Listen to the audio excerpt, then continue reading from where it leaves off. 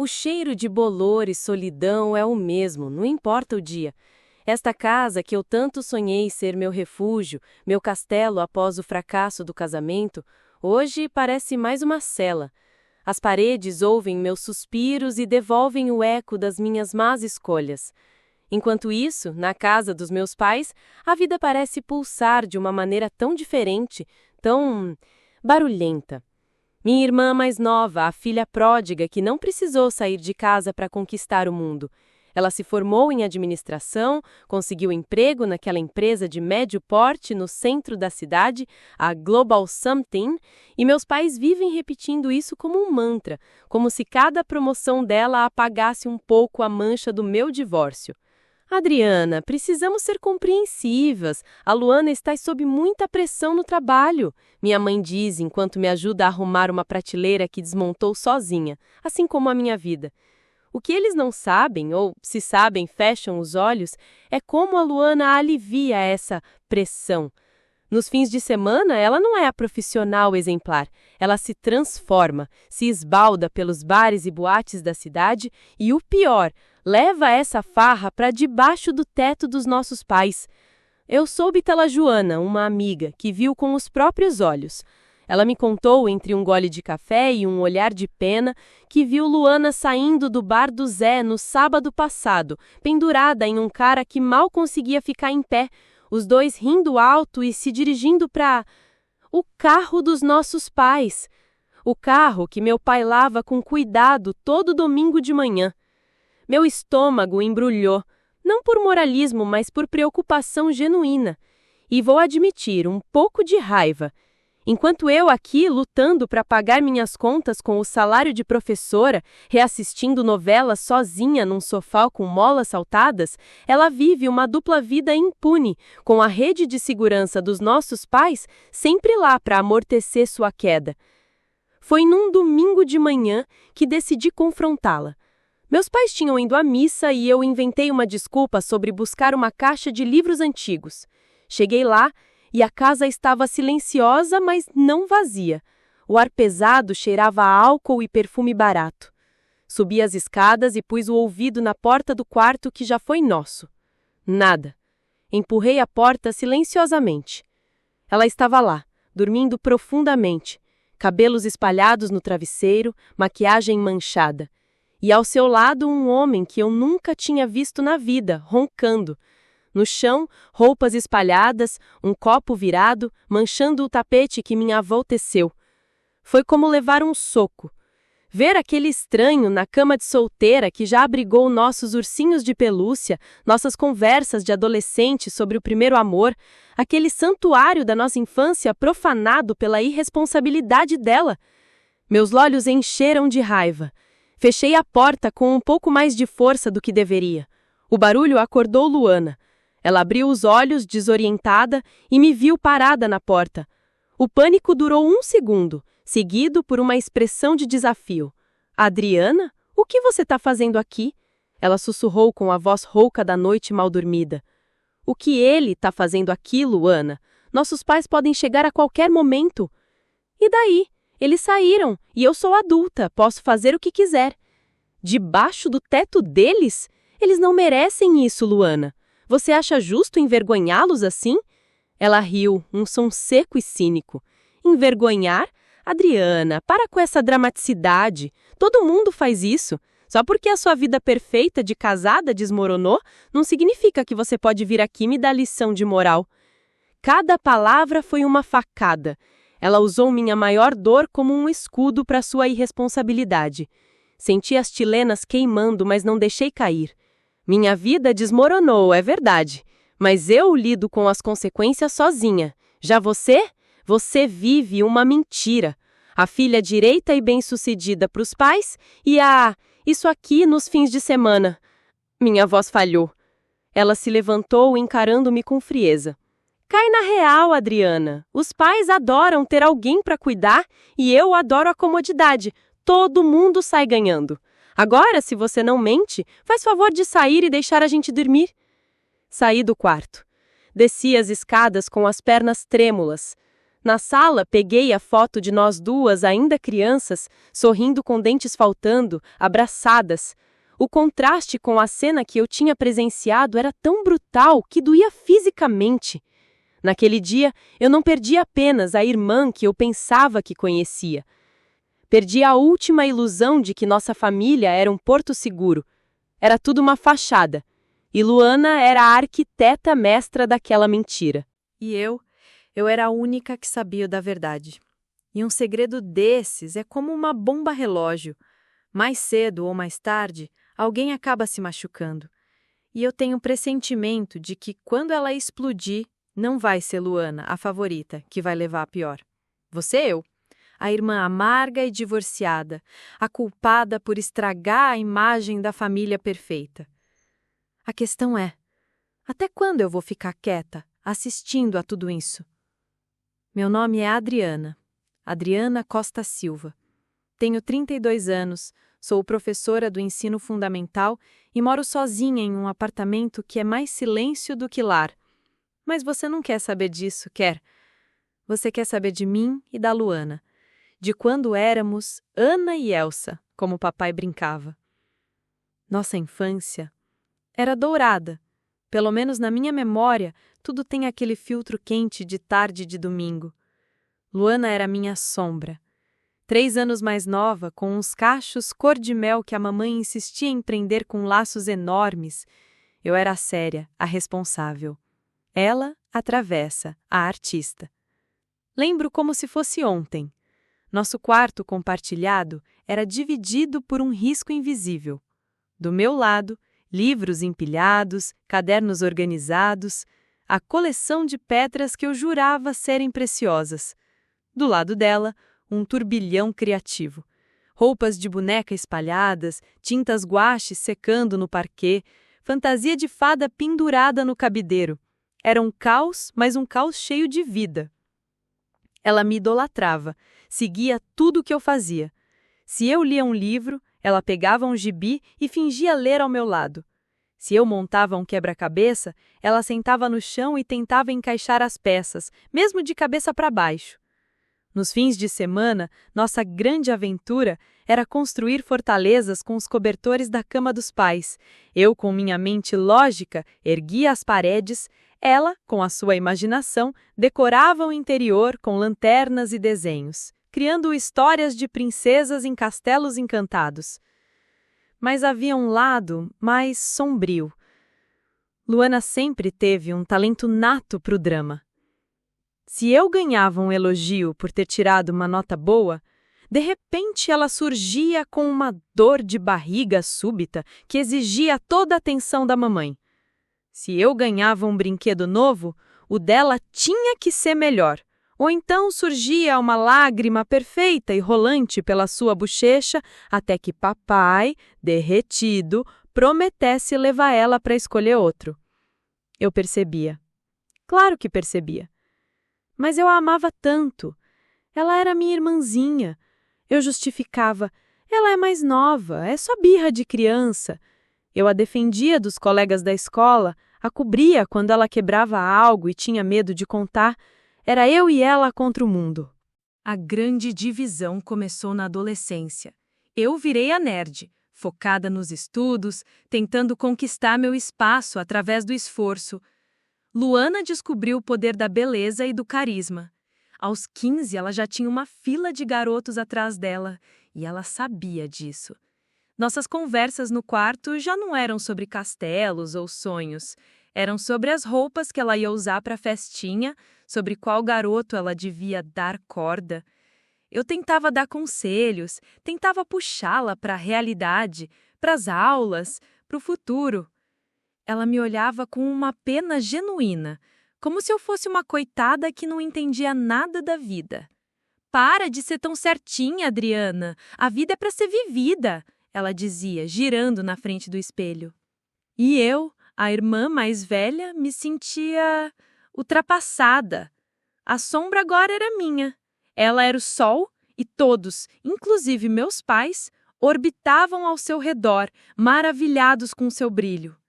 Olhando para trás, eu acho que toda a semente do que ela é hoje Essa mulher que leva estranhos para a casa dos nossos pais estava lá, plantada naquela menina que aprendeu que podia conseguir tudo o que quisesse com um sorriso ou uma lágrima, sem muito esforço real.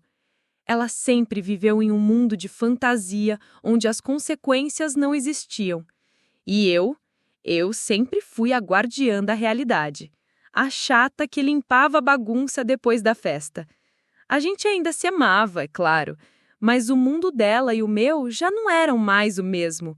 Eram universos paralelos que se encontravam no banheiro, de manhã, brigando pelo secador de cabelo.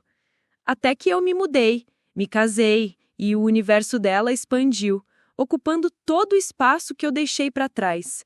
E o meu? Bem, o meu encolheu para essas 4 paredes. E às vezes, no meu silêncio, sinto falta daquela menina de cachos loiros que me seguia por todo lado. Porque a mulher que ela se tornou, essa eu não conheço, e tenho medo de nunca ter conhecido de verdade. Meu namoro foi um conto de fadas. Pelo menos era assim que eu insistia em ver. O Eduardo, ele era novo na escola onde lecionava, professor de educação física, um furacão de energia e sorrisos fáceis. Eu, a professora de português séria e um pouco tímida, fui conquistada por aquele contraste. Ele me viu. Pela primeira vez, desde que a Luana começou a roubar a cena, alguém me via primeiro. Ele lembrava o nome do meu livro favorito, trazia um café para mim nas manhãs frias, deixava bilhetinhos românticos na minha mesa. Era intenso, passionais. Tudo o que eu, em minha vida tão organizada e previsível, não sabia que precisava. Meus pais adoraram ele. Claro que adoraram. Ele era carismático, engraçado, sabia conversar com meu pai sobre futebol e elogiava a comida da minha mãe como ninguém. Até a Luana parecia impressionada. Nossa, Adriana, finalmente você arrumou um homem de verdade, ela disse, com um tom que não era totalmente um elogio, mas na época eu ignorei. O noivado foi rápido. Um jantar romântico, um anel que era modesto, mas que para mim era a coisa mais linda do mundo, porque simbolizava aquele futuro perfeito que havíamos planejado. Uma casa, talvez 2 filhos, jantares com amigos. Eu mergulhei de cabeça naquele sonho. Foi a minha forma de escapar, de provar para mim mesma e para todos que eu também podia ter uma vida brilhante, não só a Luana. O casamento foi lindo. Fizemos uma cerimônia intimista no jardim da casa dos meus pais. Eu usei o véu da minha avó. Lembro de olhar para a plateia e ver a Luana, minha madrinha, linda num vestido cor de champanhe, sorrindo e acenando para mim. Naquele momento eu senti que éramos verdadeiras irmãs de novo, unidas na minha felicidade. O Eduardo estava lindo de smoking. Ele não tirou os olhos de mim. Eu me senti a mulher mais amada e sortuda do planeta. A festa foi um blur de felicidade. Dançamos muito, rimos muito. Até hoje o cheiro da gardênia me transporta para aquela noite. Mas o conto de fadas começou a desmoronar na lua de mel. Pequenas coisas. Ele ficou irritado com um voo atrasado, uma irritação que beirava a raiva, algo que eu nunca tinha visto nele. Ele reclamou da comida no resort, do calor, do quarto. Eu justifiquei. É estresse, é a pressão do casamento. A vida real começou no nosso apartamento. O Eduardo, passional e romântico, começou a se dissipar. O que sobrou foi um homem comum. E pior, um homem que não gostava muito da companhia da própria mulher. Ele começou a trabalhar cada vez mais tarde. Os jantares românticos viraram entrega de pizza com ele grudado no celular. As conversas sobre nosso futuro se tornaram discussões sobre contas a pagar. Ele criticava minhas aulas. Você vai ficar dando aula para criança a vida toda? Meus amigos, essa sua amiga é muito chata.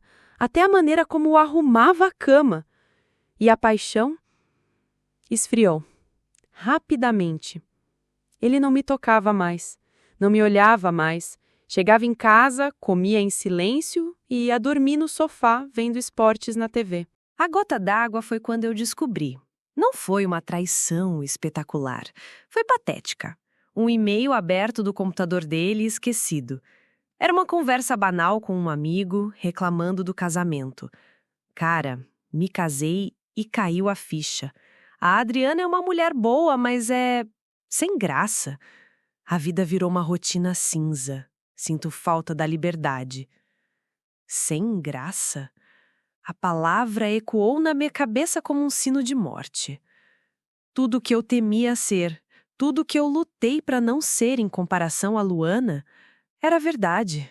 Eu era a chata, a sem graça, a mulher que tinha transformado a vida daquele homem furacão em uma rotina cinzenta. Não houve gritos, não houve drama. Houve um silêncio gelado. Eu o confrontei. Ele não negou, não pediu desculpas, só disse com uma cansada resignação que as coisas não estavam dando certo. 6 meses. Durou 6 meses o meu casamento. O divórcio foi rápido, amargo e humilhante. Dividimos os talheres e a vergonha. E eu me mudei para este apartamento, sozinha. A irmã que teve um casamento de conto de fadas que durou menos que a validade de um iogurte. A Luana, é claro, foi solidária. Não se preocupa, Adriana, você vai encontrar alguém melhor. Você só precisa se soltar mais, ser mais como eu. Ela disse isso enquanto se arrumava para mais uma de suas noitadas. E meus pais? Meus pais. A decepção neles era palpável. Não era raiva, era uma pena profunda. E para mim a pena é pior do que a raiva. Eles tentavam não falar sobre o assunto como se meu fracasso fosse um segredo de família constrangedor. Então é isso. Meu grande amor, minha grande aventura, terminou não com um estrondo, mas com um sussurro de sem graça.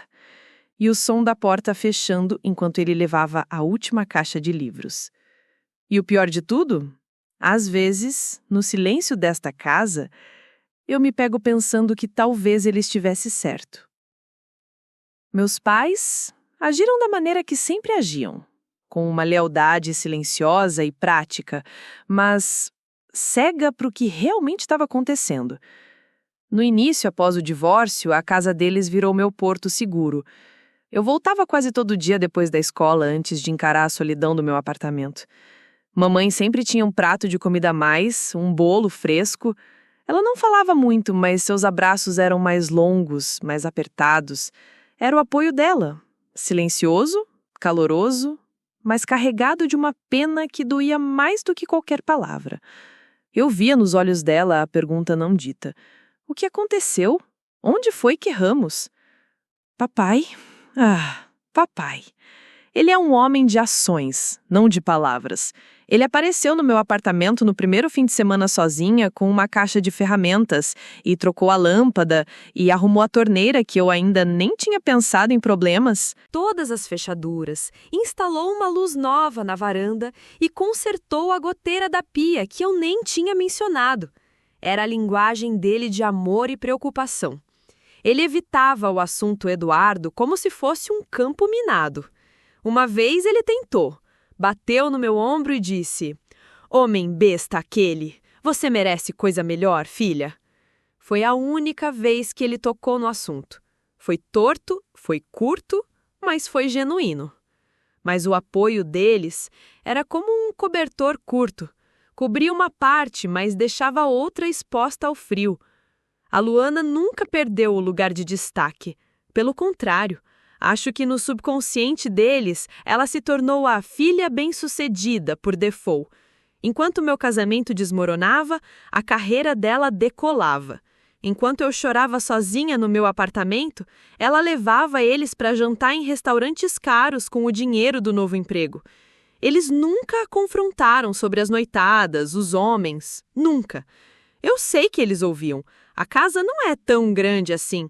Mas era como se houvesse um acordo tácito.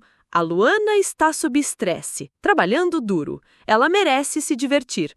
A diversão dela era desculpada, compreendida. Meu fracasso era um tabu, uma tristeza a ser remediada com bolo e silêncio. Houve uma vez, uma única vez, que eu tentei abrir o jogo. Estávamos almoçando, os 4, um domingo abafado. Luana tinha saído no sábado e não tinha voltado ainda. A tensão no ar era palpável. Ela não acha que está passando dos limites? Eu disse, tentando manter a voz casual enquanto servia o arroz. Trazer estranhos para cá, com vocês dormindo? O silêncio que se seguiu foi mais estrondoso que qualquer gritaria. Mamãe olhou para o prato, papai limpou a garganta. Adriana, querida, cada um tem sua fase. A Luana é jovem, está descobrindo a vida. Ela é uma boa menina, no fundo. Ela tem 25 anos, mãe. Não é mais uma adolescente, e eu me preocupo com a segurança de vocês. Foi então que papai interveio, sua voz firme, final. Essa casa é dela também. Enquanto ela morar aqui, ela tem o direito de ir e vir. E nós sabemos cuidar de nós mesmos. Não somos inválidos. Aquilo me calou. Não era sobre segurança. Era sobre não querer abrir os olhos. Era mais fácil para eles viver na fantasia de que a Luana era a filha perfeita e bem-sucedida que só curtia a vida, do que encarar a possibilidade de que ela era imprudente e egoísta. O apoio deles para mim foi condicional. Eles me amavam, me confortavam, mas o conforto vinha com um preço tácito. Não perturbe a narrativa. Não exponha a verdade sobre a irmã dourada. Eles me apoiavam como se apoia uma doente, com chá, cobertores e um desejo fervoroso de que a doença assuma logo para que a família possa voltar à normalidade. A normalidade deles, que gira em torno de Luana. Sinto falta do apoio que eu realmente precisava. Alguém que olhasse para mim e dissesse: você não é sem graça. Você foi braba, você tentou. A culpa não foi sua. Em vez disso, ganhei um bolo e um novo chuveiro. E o pior é que eu os amo por tentarem, mas amo eles com um buraco no peito, sabendo que, no fundo, na hierarquia não dita desta família, eu sou a filha do quase. Quase deu certo, quase foi perfeito. E a Luana é a filha do é. A noite estava quieta, uma dessas que doem nos ossos de tão silenciosas. Eu estava no sofá tentando me interessar por um livro quando a batida na porta veio. Não era a batida confiante da entrega de pizza. Era hesitante. 3 toques rápidos, quase um arranhão. Quando abri a porta, levei um susto. Não era a Luana que eu conhecia, a rainha do mundo, a diva de cachos perfeitos e roupas impecáveis. Essa, diante de mim, estava encolhida. O cabelo todo bagunçado. Ela usava uma jaqueta jeans surrada e leggings, sem maquiagem. Os olhos estavam vermelhos, inchados de tanto chorar. E ela tremia, literalmente tremia. Adriana. Ela mal conseguiu falar meu nome. A voz era um fio, quebrada, irreconhecível. Ela nem esperou ser convidada a entrar. Quase se jogou para dentro do apartamento como se estivesse fugindo de algo. Eu fechei a porta, o coração batendo forte. Uma enxurrada de pensamentos. Ela tinha sido assaltada? Algo horrível tinha acontecido? Luana, pelo amor de Deus, o que foi? Você tá bem? Ela abanou a cabeça violentamente, negando, enquanto as lágrimas começavam a escorrer de novo. Ela se enrolou nos braços, tentando se conter. Eu perdi o emprego, Adriana.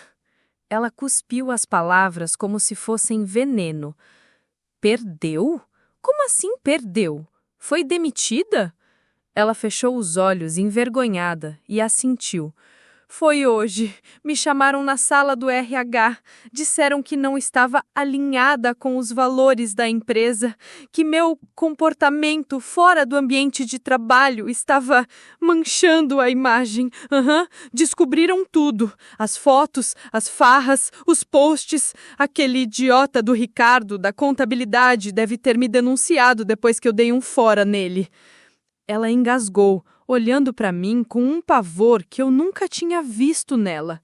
Os pais, Adriana, os pais não podem saber. Por favor, você não sabe a expectativa deles. O papai, ele fala com tanto orgulho do meu trabalho. A mãe vive contando para as amigas da filha executiva.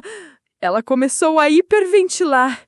Eles vão me odiar, vão me olhar com a mesma decepção que...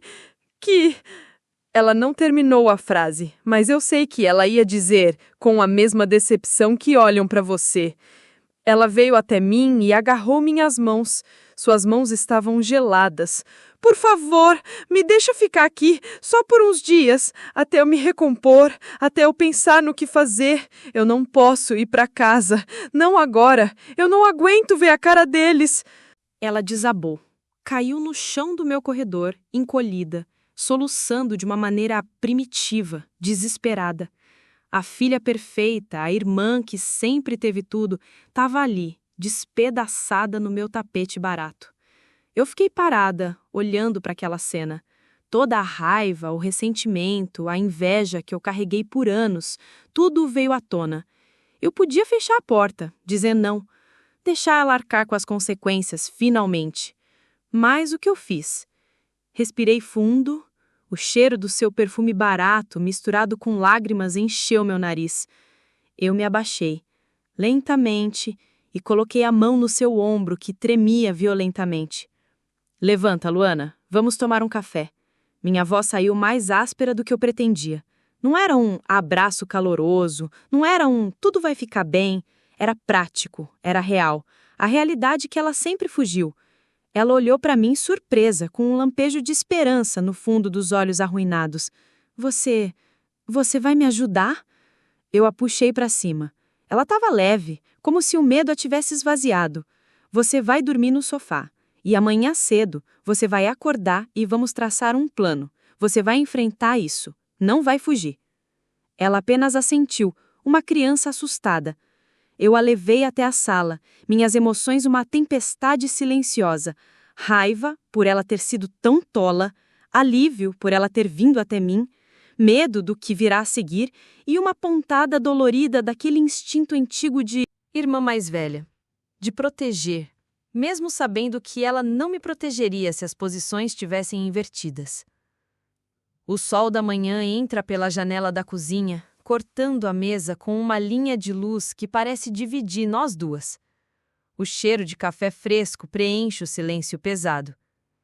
Luana está sentada à mesa, envolta em um cobertor que eu lhe dei, segurando a xícara com as duas mãos como se estivesse com frio. Os olhos ainda estão inchados, mas secos. O desespero da noite deu lugar a uma resignação quieta. Ela não comeu nada. Só fica olhando para a superfície escura do café, como se estivesse lendo a própria sorte nas borras. Obrigada, ela disse, a voz ainda rouca.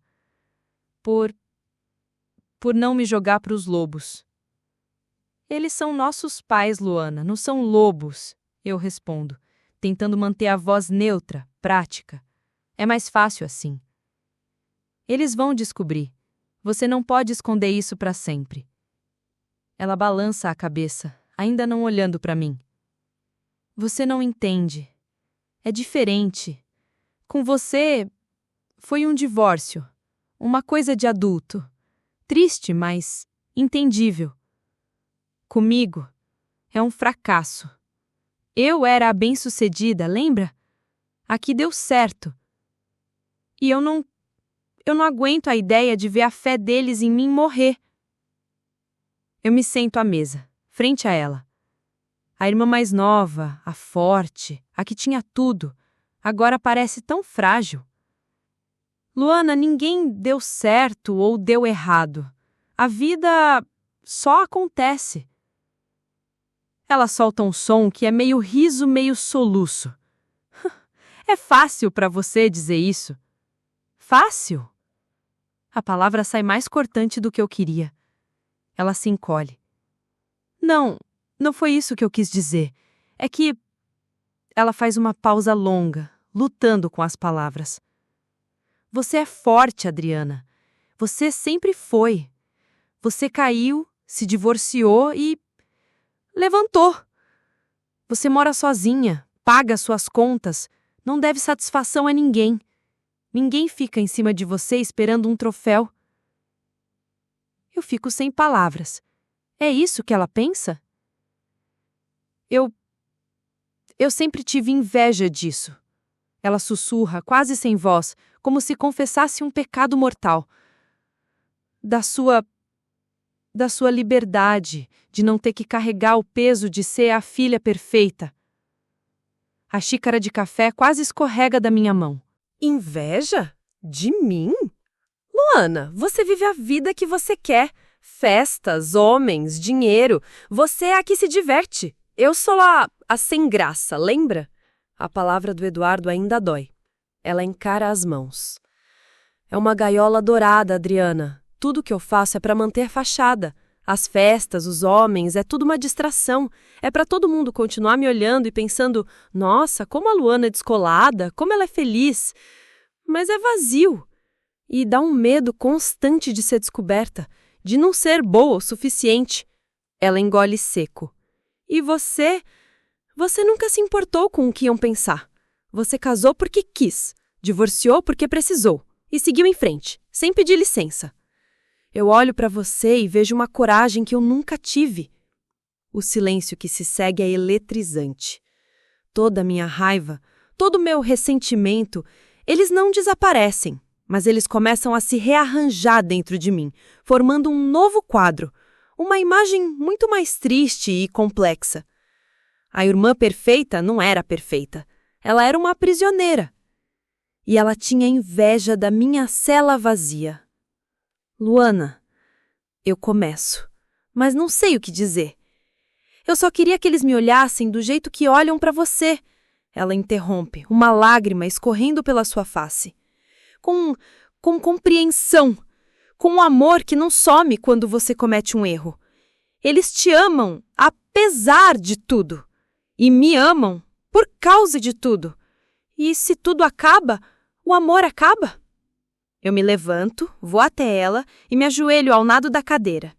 Pego a mão dela. Tá fria. Isso não é verdade. Eles te amam. Eles vão ficar desapontados, sim. Vão brigar, gritar, mas é porque se importam.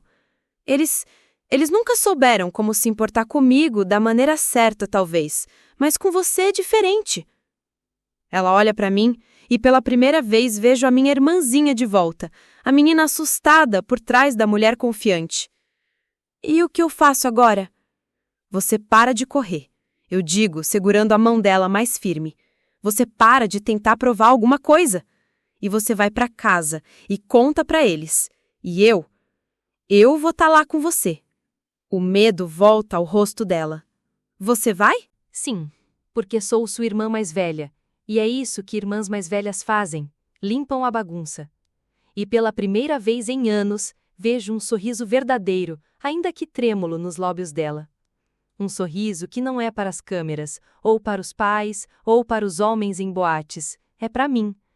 E eu percebo com um choque que talvez eu sempre tenha tido ciúme dela também, ciúme da facilidade, do brilho, e que nós duas passamos a vida inteira presas na mesma gaiola, cada um olhando para a outra e pensando que a outra era livre.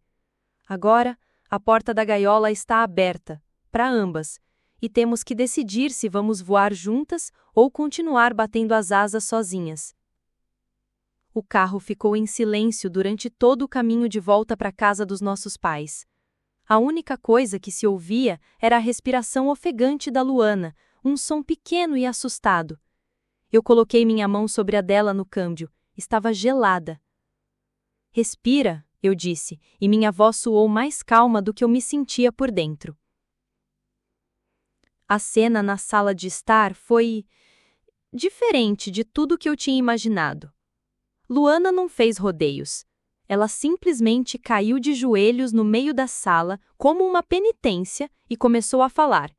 As palavras saíam entrecortadas, um rio de vergonha, medo e arrependimento. Ela confessou tudo. A demissão, o motivo, as noitadas, os homens, a fachada perfeita que ela construiu com tanto esmero e que ruiu com tanto estrondo. Meu pai ficou parado, de braços cruzados, olhando para a filha preferida desmoronada no chão. Minha mãe levou as mãos à boca, os olhos cheios de lágrimas, que não eram de pena, mas de uma dor profunda e surpresa. E então, algo quebrou. Não foi uma explosão, foi um desabamento silencioso. Meu pai foi o primeiro a se mover. Ele se abaixou, com a dificuldade de quem está abaixando não só o corpo, mas também um orgulho de anos, e colocou as mãos nos ombros da Luana. Levanta, minha filha. A voz dele saiu rouca, carregada de uma emoção que eu raramente ouvia. Levanta. Isso aqui não é lugar para você se ajoelhar. Minha mãe veio correndo e se ajoelhou ao lado dela, envolvendo os dois num abraço. E ali, no chão da sala, os três se abraçaram, chorando. Eram lágrimas de desilusão, sim, mas também de alívio. O alívio de finalmente não precisar mais sustentar a mentira. Nós te amamos, Luana, minha mãe sussurrou, acariciando o cabelo. Te amamos mesmo quando você erra, especialmente quando você erra. Eu falhei com vocês, Luana soluçou, seu rosto enterrado no ombro do meu pai. Você só falhou em nos contar a verdade, meu pai corrigiu, sua voz firme. A gente falhou em te fazer acreditar que você podia. Eu fiquei parada na porta testemunhando aquela cena. E pela primeira vez não me sentia estranha, a espectadora da felicidade alheia. Senti que uma ferida muito antiga, que eu nem sabia que ainda sangrava, começava a fechar lentamente. E então minha mãe estendeu a mão para mim. Você também, Adriana, venha cá. E eu fui. Me juntei àquele abraço desengonçado e molhado no chão da sala. Éramos uma família, imperfeita, cheia de rachaduras, mas finalmente verdadeira. E agora, se você está ouvindo minha história, talvez se identificando com alguma parte dela, eu quero te dizer uma coisa. As aparências são as grades da mais solitária das prisões. Nós passamos a vida construindo fachadas de felicidade, de sucesso, de força, para agradar os outros, para cumprir expectativas. E esquecemos de perguntar: quem somos nós por trás do reboco? A Luana era a bem-sucedida, eu era a fracassada. Nenhum dos rótulos era verdadeiro, eram apenas histórias que nós e os outros contávamos para simplificar uma complexidade que assusta. Quebre a parede, antes que ela desmorone sozinha e te soterre. Seja honesto sobre as suas dores, seus fracassos, seus medos. A verdade, por mais que doa no começo, é o único alicerce sólido para se reconstruir. A pessoa que você mais precisa impressionar é você mesmo. E os que realmente te amam vão te amar apesar e por causa de suas imperfeições. Eles vão te amar pela sua coragem de ser real. E por falar em coragem, há uma última verdade que eu estava guardando. Uma pequena luz que eu protegia com tanto medo que ela se apagasse que nem para minha própria família eu contei. Eu tô namorando outra vez. Não é grandioso, não é para postar nas redes sociais. É quieto, é gentil, é um café depois do trabalho, é uma conversa que não precisa terminar, é uma mão que se estende não por dever, mas porque quer. É um homem que me acha interessante, a palavra exata que ele usou, e não um sem graça. E eu tô aprendendo a acreditar nele. Eu não queria que ninguém soubesse, porque desta vez essa felicidade é só minha. Ela não é um troféu para ser exibido. É uma semente frágil que eu tô cuidando longe dos olhos curiosos e das expectativas alheias.